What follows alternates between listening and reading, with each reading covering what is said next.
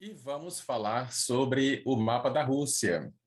Esse aqui é o quarto vídeo de uma série sobre a questão entre Rússia e Ucrânia. No primeiro vídeo falei sobre o mapa do Zelensky, o segundo vídeo foi sobre o mapa do Putin, o terceiro sobre o mapa da Ucrânia e esse quarto vídeo sobre o mapa da Rússia.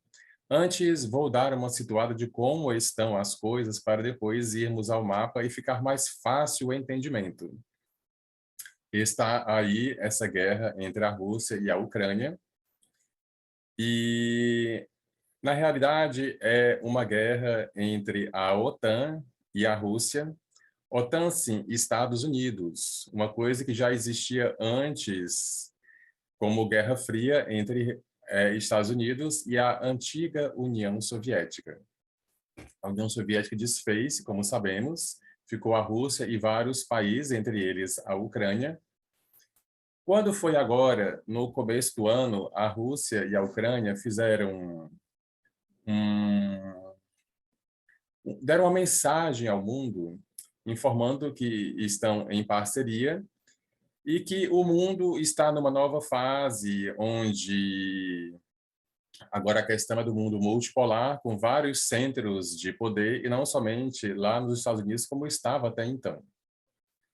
É claro que o Império Americano não gostou nem um pouco de ouvir esse manifesto, né, que a Rússia e a China fizeram ao mundo, e ele, através dos seus aliados, como a Comunidade Europeia, o Japão, a Austrália e outros do tipo, tenta atrapalhar os planos da Rússia e da China, né?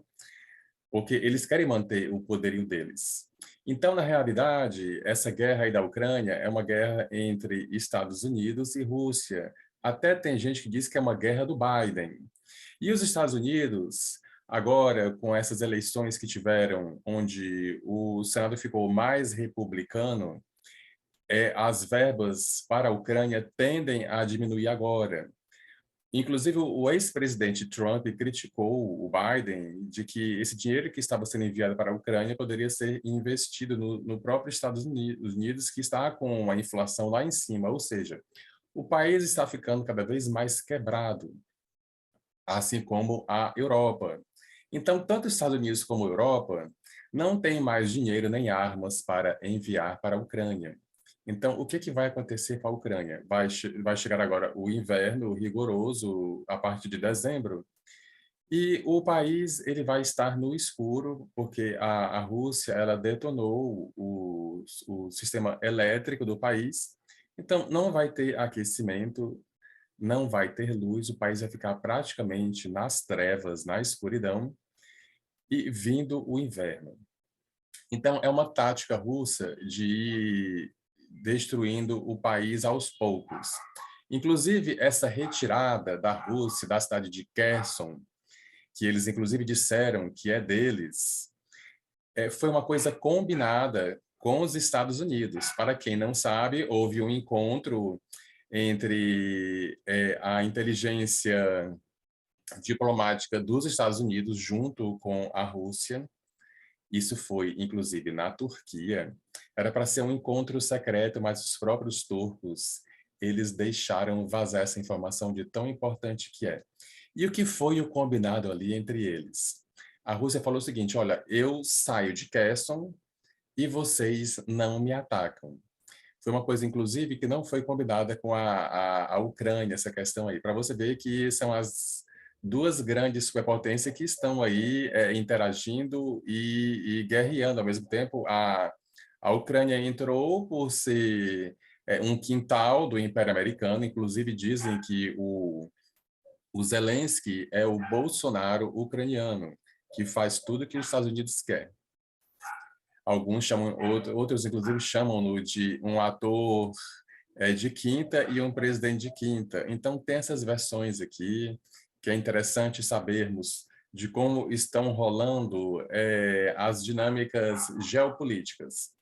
Então foi um combinado que houve entre a Rússia e os Estados Unidos. Não foi assim que a Rússia saiu, como a mídia falou, foi enxotada de Kherson, Eles já disseram que a cidade é deles, então é questão de tempo deles retomarem de novo ali aquela cidade.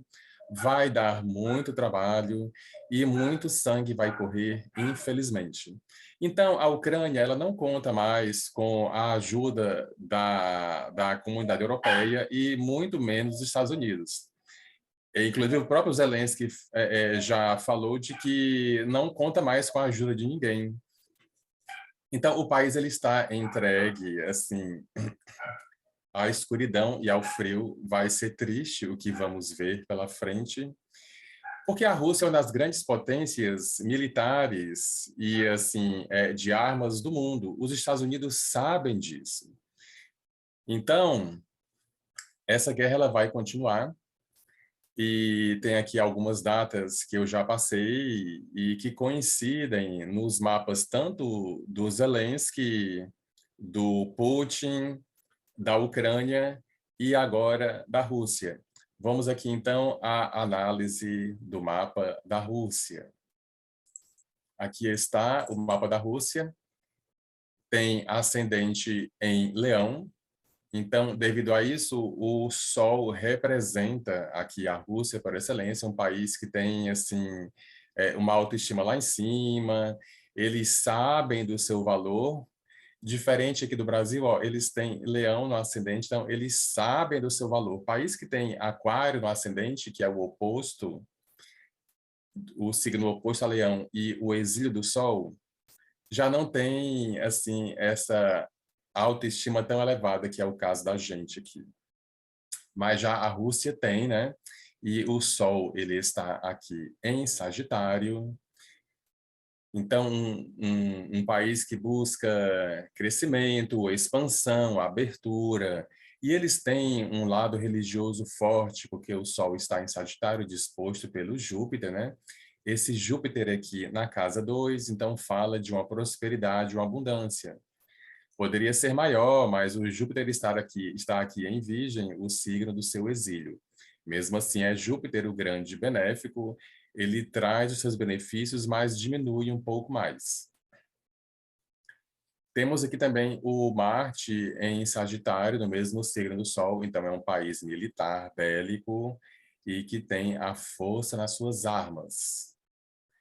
Temos também aqui a Lua em Capricórnio. A Lua em Capricórnio é o signo do seu exílio. Então, existe aqui, o mapa ele traz uma marca de uma ferida que ficou no país, de um passado distante da União Soviética. Aqui mostra claramente, né? Essa Lua, ela está em conjunção com Urano e Netuno. Aqui eu levo em conta porque estão muito próximos, né? E tem aqui, inclusive, os nodos nesse eixo aqui. Essa lua, ela rege a casa 12, a casa mais escura e sombria de todas. Então, o mapa da Rússia traz aqui essa marca dessa ferida que o país ficou, de um passado glorioso, onde era um grande império. Hoje continua sendo, mas não é como era antes, né? Mas aos poucos, ainda mais agora com essa parceria com a Rússia, desculpa, com a China, é, aqui a casa 7 tem o Saturno, que está no seu melhor signo, né? Então, mostra parcerias fortes e influência forte dos países aqui, de outros países na Rússia. O meio do céu está aqui em Áries, disposto pelo próprio Marte, reforça ainda mais o caráter bélico do país. Ele vai para cima mesmo se for o caso. Tem aqui essa própria Vênus também em Escorpião, que reforça essas questões aqui, né? E esse Plutão aqui, eu considero ele aqui na casa 4 angular. Tem a questão aqui da energia atômica, que é muito forte aqui no país também. Bom, em linhas gerais é isso aqui. No caso aqui das predições, ó, o Marte agora em Gêmeos fazendo oposição aqui com ele mesmo, com o Mercúrio, com o Sol, que é o próprio país. Então, é tempo aqui de embates, combates, disputas, guerras. a coisa vai continuar, gente. Não vai terminar por aqui, dá para ver claramente aqui pelos mapas, né? O Marte ele fica retrógrado até o dia 12 de janeiro, então intensifica mais aqui essas questões. Ele vai ficar em Gêmeos até mais ou menos março do ano que vem. Então, essas questões vão continuar assim. E mesmo depois, quando ele entrar no signo seguinte, em Câncer, faz oposição aqui com a Lua. Agora, a questão aqui, que coincide nos 4 mapas que eu apresentei, são as datas do risco de ataques nucleares. Coincide tanto no mapa do Zelensky como do Putin, da Ucrânia e da Rússia. E esse período ele é entre maio e junho do ano que vem. Eu já falei em outros vídeos. Então, é um período que pede mais cuidado, mas ao que tudo indica, se tiverem esses ataques, vão ser mais ali locais, não vai ser uma coisa no nível mundial. Pode até começar assustando aqui a humanidade, mas ele não vai crescer, não vai expandir-se. Eu já expliquei isso melhor em outros vídeos, né? Mas esse aqui eu estou aqui ratificando e assim trazendo com mais assim ênfase de que as datas coincidem nos 4 mapas. Uma coisa muito interessante que dá para ver pela astrologia. Uma outra coisa que também que é interessante de falar é que o Saturno vai entrar em Peixes o ano que vem, vai fazer quadratura com o Sol, vai fazer oposição com o Júpiter, então vem crises aí para a Rússia, né, inclusive para o seu próprio presidente. Não teria como não vir com essas questões aí que estão acontecendo que interferem no mundo todo, né? Então, é um período que não está fácil para ninguém. Período de guerras, a Ucrânia é um grande celeiro de grãos do mundo.